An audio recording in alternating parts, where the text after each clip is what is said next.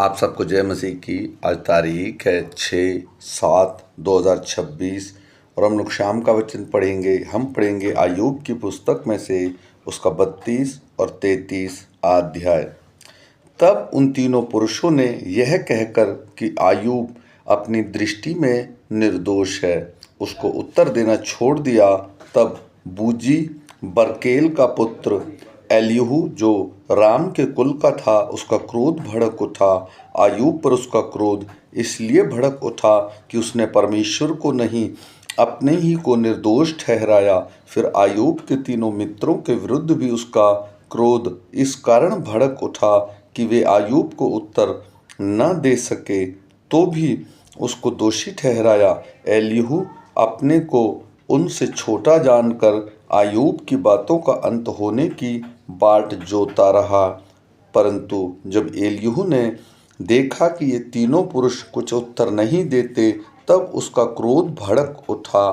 तब बूजी बरकेल का पुत्र एलीहू कहने लगा, मैं तो जवान हूँ और तुम बहुत बूढ़े हो, इस कारण मैं रुका रहा और अपना विचार तुमको बताने से डरता था। मैं सोचता था जो आयु में बड़े हैं वे ही बातें करें और जो बहुत वर्ष के हैं वे ही बुद्धि सिखाएं, परंतु मनुष्य में आत्मा तो है ही, सर्वशक्तिमान की दी हुई सांस जो उन्हें समझने की शक्ति देती है।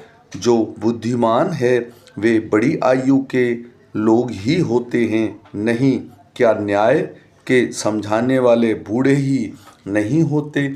इसलिए मैं कहता हूँ, मेरी भी सुनो, मैं भी अपना विचार बताऊंगा।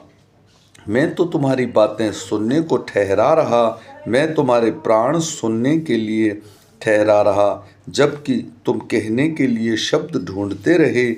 मैं चित्त लगाकर तुम्हारी सुनता रहा, परंतु किसी ने अय्यूब के पक्ष का खंडन नहीं किया और न उसकी बातों का उत्तर दिया। तुम लोग मत समझो कि हमको ऐसी बुद्धि मिली है कि उसका बखान मनुष्य नहीं परमेश्वर ही कर सकता है।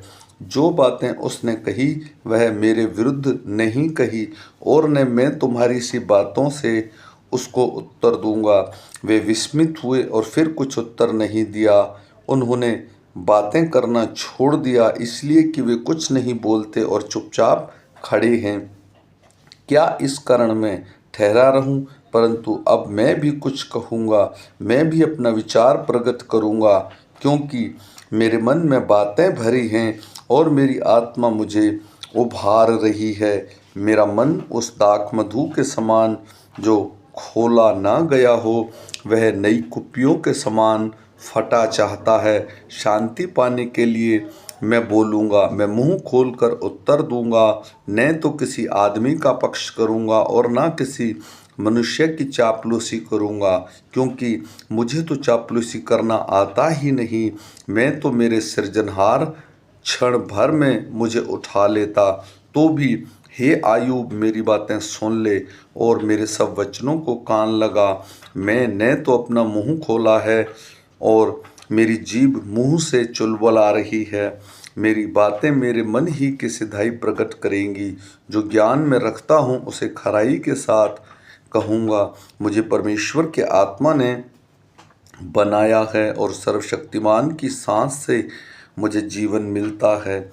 यदि तू मुझे उत्तर दे सके तो दे, मेरे सामने अपनी बात क्रम से रचाकर खड़ा हो जा। देख, मैं परमेश्वर के सम्मुख तेरे तुल्य हूँ, मैं भी मिट्टी का बना हुआ हूँ। सुन, मेरे डेरे डर के मारे मुझे तुझे घबराने की आवश्यकता नहीं है और न तू मेरे बोझ से दबेगा। निस्संदेह तेरी ऐसी बात मेरे कानों में पड़ी है और मैंने तेरे वचन सुने हैं। मैं तो पवित्र और निरपराध और निष्कलंक हूँ और मुझ में अधर्म नहीं है। देख, वह तुझसे झगड़ने के दाव ढूंढता है और तुझे अपना शत्रु समझता है। वह मेरे दोनों पाँवों को काठ में ठोक देता है और मेरी सारी चाल की निगरानी करता है। देख, मैं तुझे उत्तर देता हूँ, इस बात में तू सच्चा नहीं है, क्योंकि परमेश्वर मनुष्यों से बड़ा है। तू उससे क्यों झगड़ता है कि वह अपनी किसी बात का लेखा नहीं देता? क्योंकि परमेश्वर तो एक क्या वरन 2 बार बोलता है, परंतु लोग उस पर ध्यान नहीं लगाते।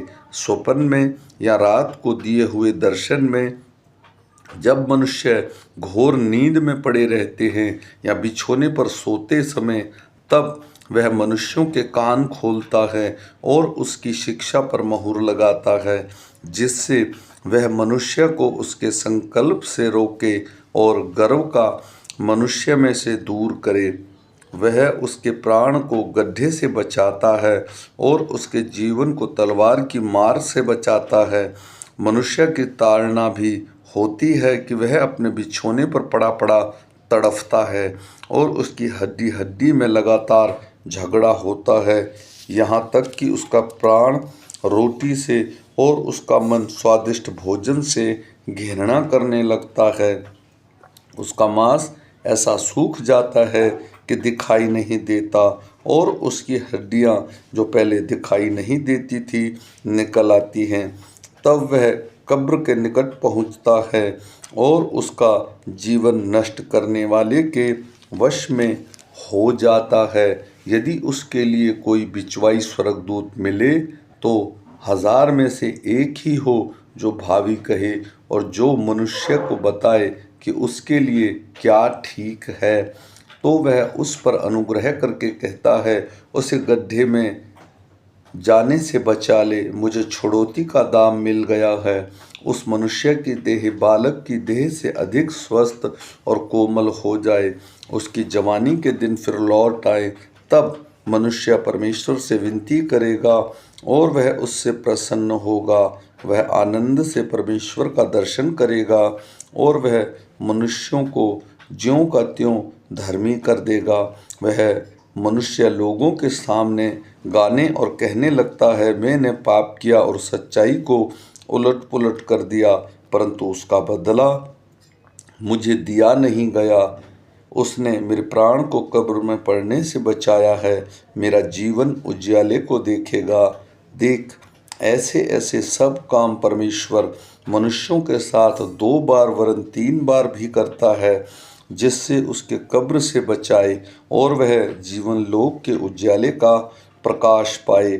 हे आयूब, कान लगाकर मेरी सुन, चुप रह, मैं बोलूँगा। यदि तुझे कुछ कहना हो तो मुझे उत्तर दे, बोल, क्योंकि मैं तुझे निर्दोष ठहराना चाहता हूँ। यदि नहीं तो तू मेरी सुन, चुप रह, मैं तुझे बुद्धि की बातें सिखाऊंगा। आमीन।